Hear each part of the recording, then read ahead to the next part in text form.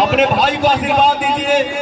यहाँ विकास का कितना काम रुका हुआ है, जैसे मेरा भाई, हमारे नौजवानों को रोजगार चाहिए। लोग क्रिकेट में घूम घूम कहा था, हे भैया तेरी बतिया सुन जा। लोग घूम घूम के कहा था कि 18 से 25 साल वाले जो लड़के हैं वो सिर्फ सेल्फी लेने के लिए है। 18 से 25 साल वाले लड़के को आप सबके लिए क्या बोला जा रहा है कि ये लफुए हैं।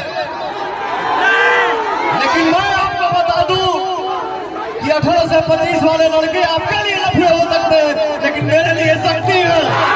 तो भाई लोग पावर स्टार पवन सिंह का तो वीडियो देखें ही, सामने वाला विरोधी बोला है कि 18 से 25 तले लड़के लफुए होते हैं। तो भाई लोग आप लोग को क्या लग रहा है, 18 से 25 तले नौजवान लफुए होते हैं, सेल्फी लेने के लिए होते हैं? कि हमको तो लग रहा है 18 से 25 वाले कोई IPS बनता है, कोई मिलिट्री बनता है, तो कोई पुलिस बनता है, तो कोई दरोगा बनता है। बाई चांस कोई लफुआ निकलता है। तो भाई लोग आज के डेट में लफुआ भी निकलना कोई बुरी बात नहीं है।